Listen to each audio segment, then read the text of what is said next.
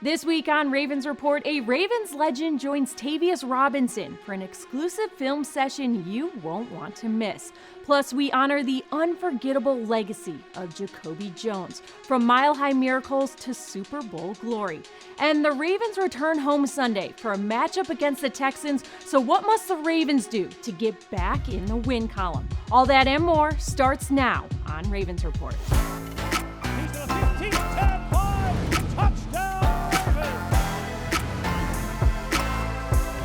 What a scene we have at M&T.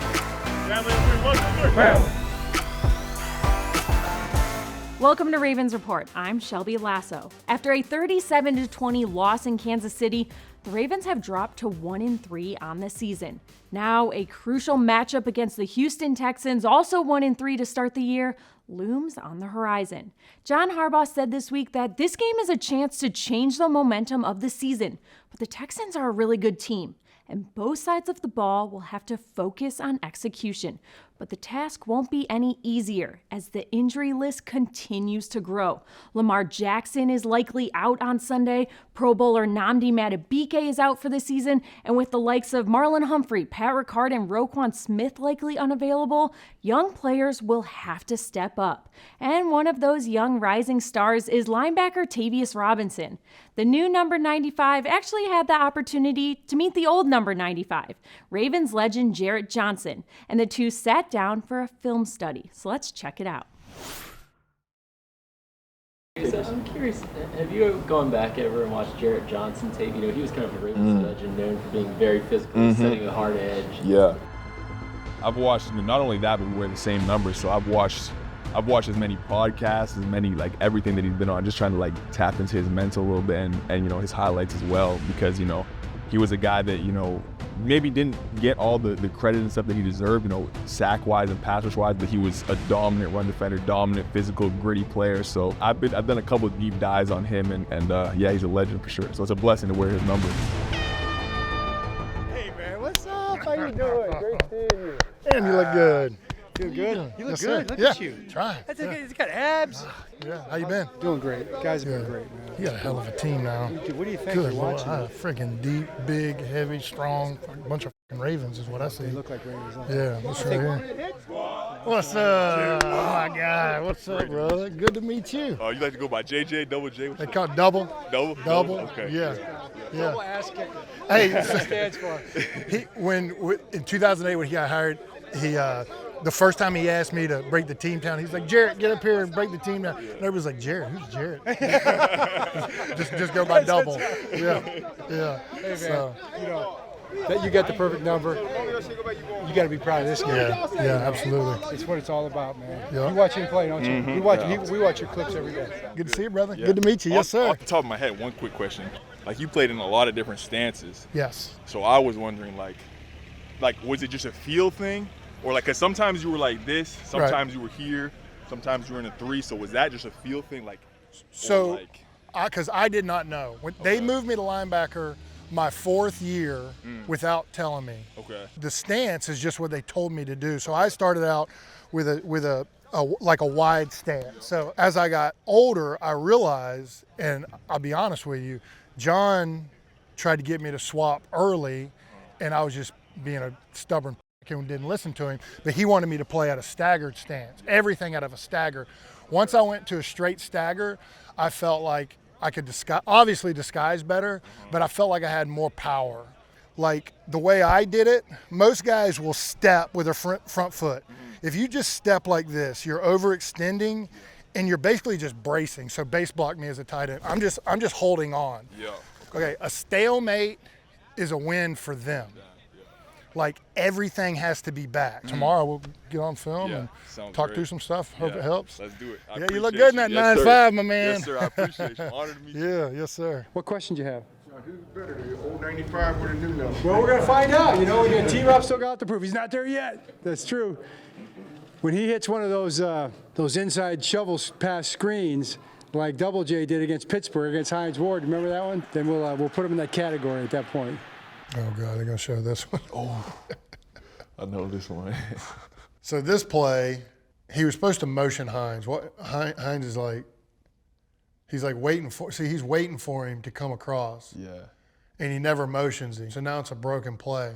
Yeah. And in all honesty, if this was Terrell Suggs, that would be a free sack. You know, I was an instinctual player, but I also was a rule follower, and I felt shuffle pass. Yeah. And so fell back and blew him up. Dang. Let me say that one more time. It's good, right? I mean, that never gets old, especially that dude. During the week, what was your like prep like for like, so you have a game on Sunday. Yeah. Did you watch specific things throughout like each day? Did you? I didn't like so much information. I wanted to keep it simple. Once I had my tendencies down, my formation, I got a feel for every player I was going to play against. Yeah. Then I shut it down. Now, Ray and Ed, totally different. They watch hours and hours and hours of tapes. Yeah. I should have been more like that. I feel like I could have been a more impactful player if I would have studied more and anticipating. But I didn't. There was times where I got too much information and I'm processing too much, and it slowed me down. Ed and Ray, unbelievable note takers, hours of film, and they would draw play after play after play. They would want to discuss things, the way they thought they were going to attack, things that they can jump. But they, you know, they played fearless. They'd break coverage to go make a play. Yeah. And they were those type of players, but they were good enough and they'd done their homework. They didn't do it just for whatever. Yeah. They did it for a reason. And they're both in the Hall of Fame, so. This rookie year? Yeah. Yeah, you look like a rookie. Yeah. First preseason game. Oh, is this preseason game? Yeah. I love it.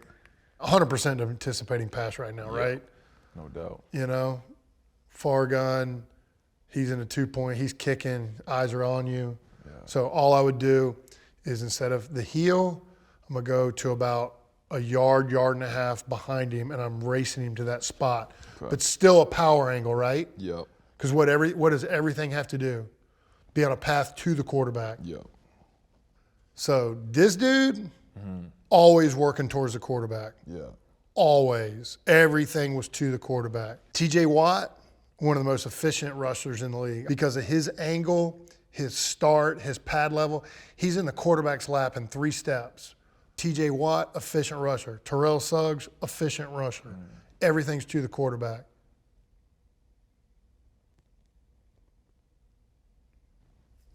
But the main thing with your length is getting a light inside shoulder. So when you go inside that forklift like you did today at practice, Yeah. you're just going to walk him right. You're just going to push him right back Yeah. and be right in the quarterback's lap. But everything is to the quarterback. Now, I love this. Bam! I mean, bro, you got some power, son. Bam! That is beautiful. It looks like you have force rules here. Yes. That is a really good force. How do bad defensive ends force? Wrong shoulder. Why do they say force and not box? Because if you do that, then you're. Box, they do like this. Yeah. They run upfield and they're like, oh, I'm outside everything. Exactly. That's soft. That dude kicks you out. There's a big giant lane. Rowe's got to defend a 5-yard gap. Yeah. This is why we call it force. Because you still have outside leverage. But look, that's freaking good, bro. Bam. Good? I appreciate you for real. Yeah, man. Man, it's an honor to meet you. Yeah. It's, you're a hell of a player, man. Got a big future, and you're a perfect person to be representing number 95, bro. I appreciate you So, for real. yes, sir. Yes, sir.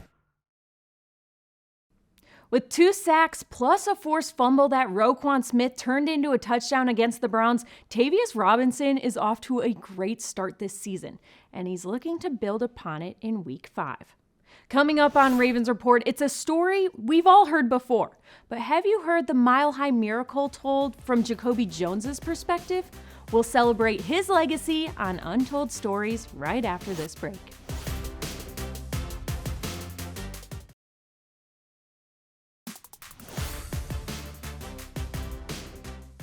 Ravens Report is brought to you by MedStar Health, the trusted medical team of the Baltimore Ravens and you. MedStar Health, it's how we treat people. And by M&T Bank, the official bank of the Baltimore Ravens. Welcome back to Ravens Report. As we continue to celebrate 30 seasons of Ravens football in Baltimore, this week we honor the legacy of wide receiver and return ace Jacoby Jones, a true Ravens legend. I know legend is a term we use a lot around here, but Jacoby personified what it means to be a true Ravens legend. Big-time performances to match his big-time personality. He was someone who not only loved his family and his roots, but also truly loved being a Baltimore Raven. So let's revisit Jacoby's biggest catch of his career on Untold Stories. I am Jacoby Jones, 2012, 2014. They call me Himothy. And we're going to tell some truth. Jacoby, do you know what play we're going to start with? What moment? Probably the Mile High Miracle. The Ravens need help from above. 109 left. Do what you do. There is no fear. There is no fear. Do what you do, man. And on the coldest day of the year, frost is starting to appear on the edge of hope for the Ravens. The clock is running, and the Ravens are looking at a 3rd down and 3. They cannot afford to turf the ball. They have to snap it quickly from the gun. Oh, let's go on the ball. Let's go. Come on, Joe. I've seen it before. Come on. We ain't had no timeout. Clock running. Joe was like, run. I was like, what? He said, run. They said, like playing Madden. All verse. And they were playing cover 2.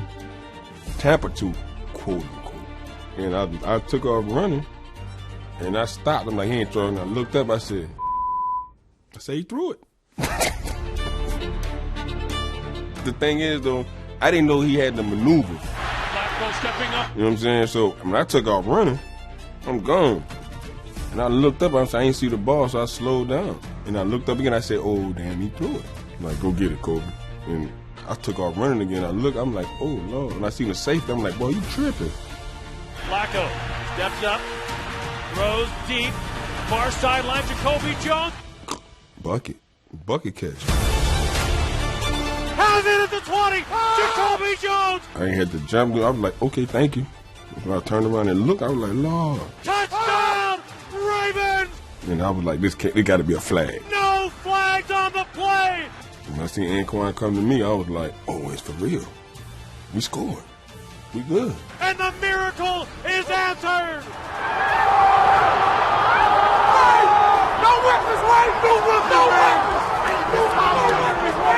It was quiet. You could hear a rat pee on cotton. And the house that was rocking is frozen still quiet now. So, we showed the bump, got to the sideline. Everybody was like, yeah, Kobe, yeah, woo. And then we went in 2 overtime. I didn't want the ball no more because I was cold as, man, it was like -5. I sat down, I was like, ooh, yeah, we ain't done. We're not done. Read that. Hey, we go to overtime? Hey, we go to overtime? It's our game, bro. You just say, you got to storm that song. Man, let me tell you something. Ain't no quarterback out through me. Point blank. But he can throw it, though. He got 70 in him. He got 70 in him. Easy. It's stamped. Mile High Miracle. That's what it is. Mile High. It was a miracle. That's what it is. That's the perfect name. That's what it is. That's what they want to call it. Let it be. But they know that Mile High Miracle hurt Denver hard.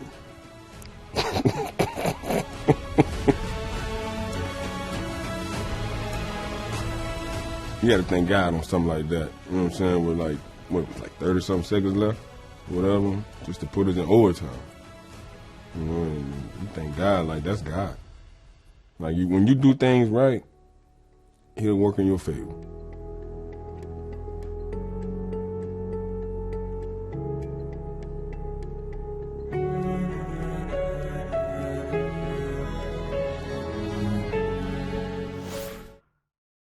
Now, Jacoby started his career in Houston with the Texans, but his 2012 playoff run is one of Ravens legend. Not only the Mile High Miracle, but also his performance in Super Bowl 47.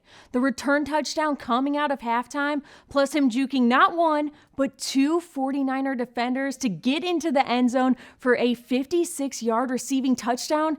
It was just an unforgettable performance that helped Baltimore secure their second franchise Lombardi. Still to come on Ravens Report, as we are entering the season of giving, we'll show you how players have already been serving in the Baltimore community. We'll be right back.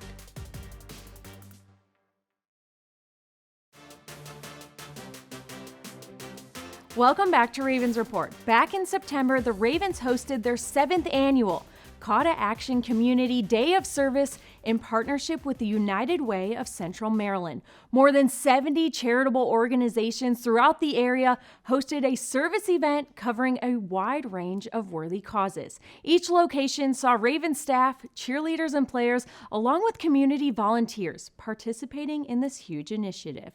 Let's check out that amazing day of service. You're up.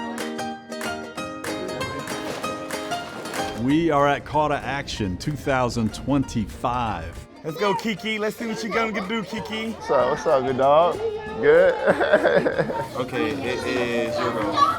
We started it about 7 years ago, and we really rooted it and anchored it on what can we do together in community. All right, ladies first. 1, 2, 3, 4, 5, all right? 12 million minutes of volunteering today, which is just an unbelievable, staggering amount of people and work, productivity, but mostly impact for the communities that we're serving here with United Way today. This is the first year we have gone worldwide. New this year, we're following our players' leads. When the players come to Baltimore, they adopt Baltimore as their second home. But we still want to let them know we support their hometown and we want to show love to them. Call to action on me, call to action on 3. 1, 2, 3, call to action! Oh wow, yours looks nice. Yours looks nice. It's not about what you do on the field, but I feel like it's more about what you do in the community as well. Did you play yesterday? I did. Best play It's been amazing just seeing the guys set ball aside and actually come out and make an impact. So what's your favorite? I love purple too. This place is really proud of their culture, proud of their team, and I know it means the world for the kids to have players come out and, enjoy and meet them. So, it's always a good time to be inside the community.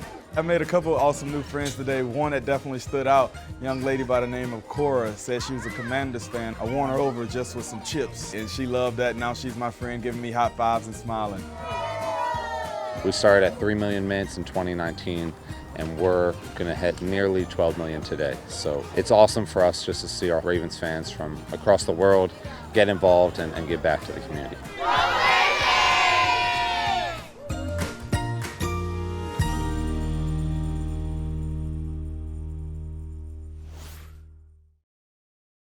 Coming up on Ravens Report, the Ravens are looking for a bounce-back win against the Houston Texans. With injuries piling up, who steps up? And what part of the Texans' offense can the Ravens' defense exploit? My keys to the game are next, so don't go anywhere.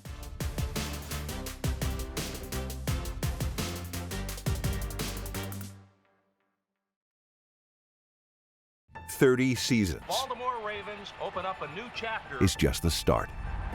Join us at the bank this fall as we chase forever, pursue forever, rewrite forever, as we fight for Baltimore and Maryland, for the Flock forever. Single game tickets are on sale now. Game days forever, Ravens forevermore." Welcome back to Ravens Report. The Ravens are back at M&T Bank Stadium this Sunday, looking to get back on track against the Houston Texans. Both teams coming at 1-3, so urgency is high on both sidelines. For the Ravens, here's what I believe will be the keys to victory. It may be cliche in the sports world, but next man up. The Ravens' first injury report came out this week, and it was a doozy. 14 players included, 10 of them regular starters, 8 Pro Bowlers. That's a huge chunk of talent missing on both sides of the ball, and it means young players are being thrown into probably bigger roles earlier than expected. Baltimore's defensive depth will be tested once again, especially up front. And if Lamar Jackson can't go with that hamstring injury, it'll be Cooper Rush making his first start in purple. That means Derrick Henry and the run game become even more important, which leads to my next point, a key I've said before, but it remains critical. Establish the run. The Ravens have struggled to consistently establish their ground attack this season, and it's going to be a point of emphasis again, especially if 8 can't play. Justice Hill showed off his explosiveness last week with that 71-yard touchdown run, and Derrick Henry will be leaned on heavily if Lamar is out. Houston's run defense sits middle of the pack, so the opportunity is there. Long clock-eating drives would take pressure off the defense and open up things for whoever is under center. Finally, the Texans have a rising star at quarterback in C.J. Stroud, but protecting him has been a major issue. Houston already traded away one of their starting tackles this week, and Stroud has been sacked 10 times through 4 games, including last week against the Titans when Jeffrey Simmons sacked Stroud in just 2 seconds, the fastest sack recorded in the NFL over the last 2 seasons, according to Next Gen Stats. So even with the Ravens' defensive line banged up, there will be chances for Baltimore's pass rushers to get to CJ. Make Stroud uncomfortable, and you put the Texans' entire offense on its heels. Listen, Baltimore's next 3 games are at home. With a much-needed bye in the middle of that stretch, the Ravens just need to find a way to win on Sunday. Fight for that extra yard, be physical, force a turnover, do whatever it takes to come out of Sunday with a victory. It doesn't have to be pretty, just win. That's it for this week. Thanks for watching, and we'll see you again next time.